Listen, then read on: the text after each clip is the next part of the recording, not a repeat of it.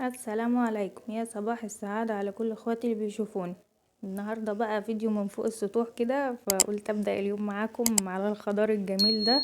ويا رب طبعا نهاركم كله يبقى سعادة وهنا وراحة بال، اللهم امين. وكل سنة طبعا وحضراتكم طيبين بمناسبة شعبان، وان شاء الله ربنا يبلغنا رمضان لا فاقدين ولا مفقودين، اللهم امين. النهاردة بقى هنعمل مع بعض محشي الكرنب بكل تفاصيله، الاكلة الشتوية الجميلة دي. ولو عندك 10 كرنبات ان شاء الله هتقطعيهم بسرعة الصاروخ زي ما بيقولوا، فان شاء الله تابعوا الفيديو للاخر عشان هتستفادوا جدا جدا. يلا نصلي على سيدنا محمد ونسمي الله ونبدأ مع بعض. اول حاجة كده جوزي الله يبارك له جاب لي الكرنب ده من الغيط جنبنا كده، الست بتاعه الغيط قلعتهم، يعني هم طالعين من الارض علينا على طول. فالورق زي ما انتم شايفين كده مش متكبسة، يعني مهوية زي ما انتم شايفين كده والورق بتاعها صابح. لونهم اخضر جميل كده مش اصفر. اولا الكرنب ما يبقاش لونه اصفر عشان خاطر ما يبقاش دبلان معاكم ومش بيستوي في التسوية. لو لقيت الكرنبايه صفرة ما تجيبهاش. تاني حاجة الورق يبقى مفضي كده زي ما انتم شايفين، يعني انتوا لما تخبطوا على الكرنبايه من تحت ما تبقاش مكتومة، تلاقوها بترن كده كده اعرفوا ان الكرنبايه مهوية. تالت حاجة وده الاهم بقى، الكرنبايه تبقى مدورة مش مطولة، فده المهم يعني لشراء الكرنب. اول حاجه كده ميه على النار، معايا حله كبيره عشان احط الكرنب كله مع بعض، فيها ميه فيها ملح وكمون، وبحط فيها الكرنبايه على وشها كده. طبعا بحطها يمة العروق الاول، وبعد كده ثانيتين بالظبط او 3 ثواني وبقلبها على طول، ما بستناش لان الكرنب طبعا بيتهرى بسرعه جدا في الميه. بغطس كده وبشيل على طول، ما تسيبوهوش كتير عشان خاطر ما يتهراش منك وما تعرفيش تتعاملي معاه وانت بتلفيه. هتلاقيه بقى مهري خالص ومش هتعرفي تلفيه خالص ولا هتتعاملي معاه. وطبعا الحروف اللي هي اللي عامله زي المحروقه في الكرنب دي من السقعه، طبعا الجو تلج، فمن السقعه في الغيط وكده الخضره دي بتتاثر، بيبقى برضو في الخضار بتلاقي الحاجات دي، وفي الخس والكلام ده. فطبعا اللي من الارياف عارفين انا بقول ايه. بس كده، وببدأ ان انا اخلص كل الكمية زي ما حضراتكم شايفين كده بنفس الطريقة. وطبعا لازم تبقوا ماسكين حاجة في ايديكم كده عشان ما تتلسعوش. وبعد كده بغسله وبنشفه كويس، بصفيه يعني من المية. وببدأ بقى ان انا اقطعه. طبعا دي الطريقة بتاعت الترند اللي طلع الترند اليومين اللي فاتوا، فانا حبيتها بصراحة قلت اجربها، فلقيتها فعلا بتنجز. بتجيبوا الورق كده بترصوه فوق بعض، وزي ما انتم شايفين بتبداوا تقطعوه بالتساوي، وبتقطعوه كده بترصوا يعني الطبقات تبقى قد بعض. بتشيلوا بقى الزيادات ديت وبتظبطوا الورق وبيبقى مرصوص معاكم، ما بياخدش منكم اي مجهود خالص.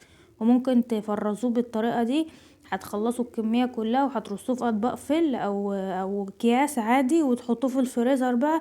وعلى قد اكلتكم مثلا، والكيس تطلعوه على قد العمايل على طول يفك من التلج تماما. وبعد كده حشوه وسووه بألف هنا وشفا، بيبقى تحفة تحفة تحفة يعني. بس ببدأ اعمل كل الكميات زي ما حضراتكم شايفين كده، وخلاص بخلص على كده وببدأ اسيبه بقى على جنب لحد ما اخلص الخلطة بتاعتي.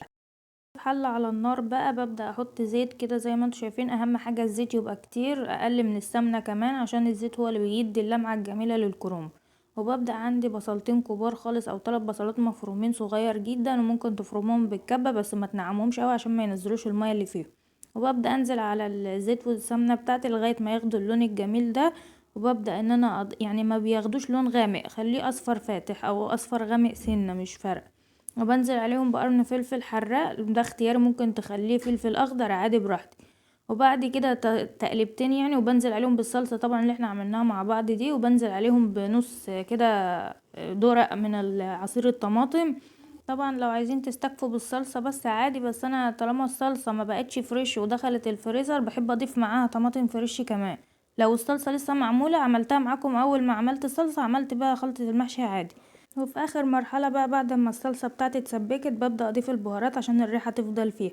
بضيف معلقة من الملح الممسوحة، ومكعب مرقة دجاج، نص معلقة كزبرة، ونص معلقة فلفل اسمر، نص معلقة 7 بهارات، نص معلقة بهارات مشكلة اللي هي بتاعت المحشي.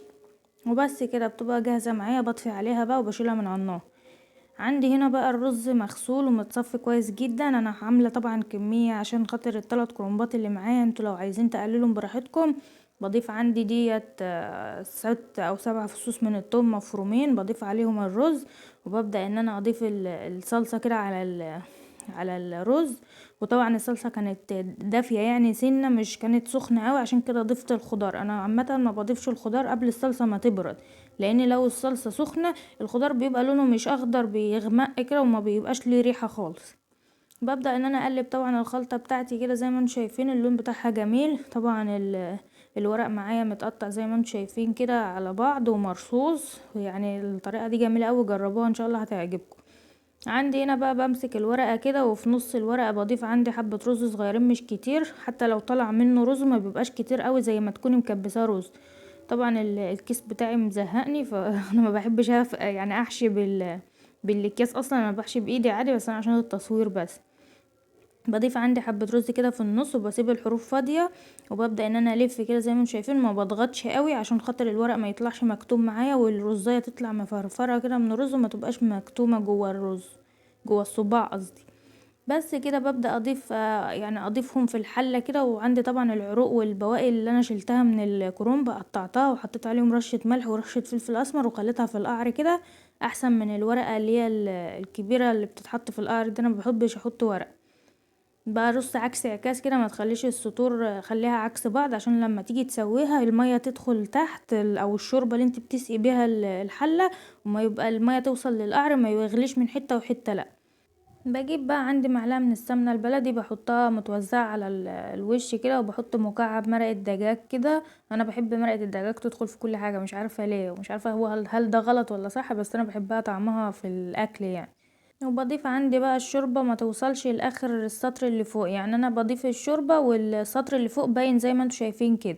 وعندي هنا طماطمية مبشورة بتفرق جدا جدا في الطعم، بتخلي الطعم سكر، دي حركة جدتي بقى كانت بتعملها على طول، فانا قلت اجرب الطماطمية دي فلقيتها بجد جامدة جدا، فجربوها ان شاء الله هتعجبكم.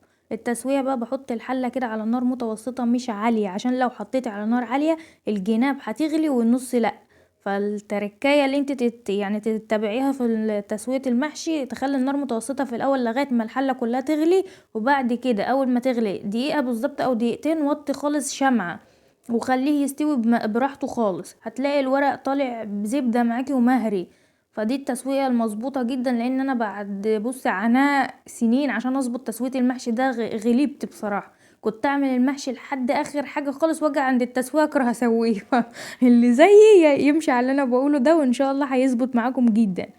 فالمحشي بتاعي بقى لا يعلى عليه بصراحه وبشهاده الجميع، فكانت عقدتي الوحيده في الحياه تسويه المحشي فان شاء الله جربوا الطريقه دي وهتعجبكم جدا جدا. وزي ما انتم شايفين اللون والطعم وبصي كل حاجه عايزه تقولي قولي.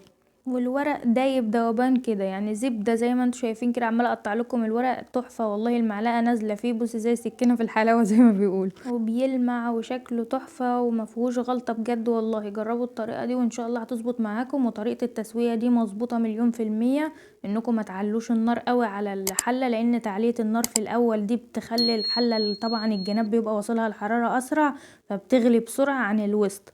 فخليكم النار متوسطة لغاية ما يغلي دقيقتين، وطوا عليه خالص شمعة وسيبوه يستوي براحته. وبكده الفيديو بتاعي خلص، يا رب ما كنتش طولت عليكم واكون فدتكم بمعلومة ولو بسيطة. وطبعا عايزة اشكر كل اخواتي اللي نوروني طبعا بالاشتراك، نورتوني وشرفتوني اكيد. دمتم في حفظ الرحمن، مع الف سلامة.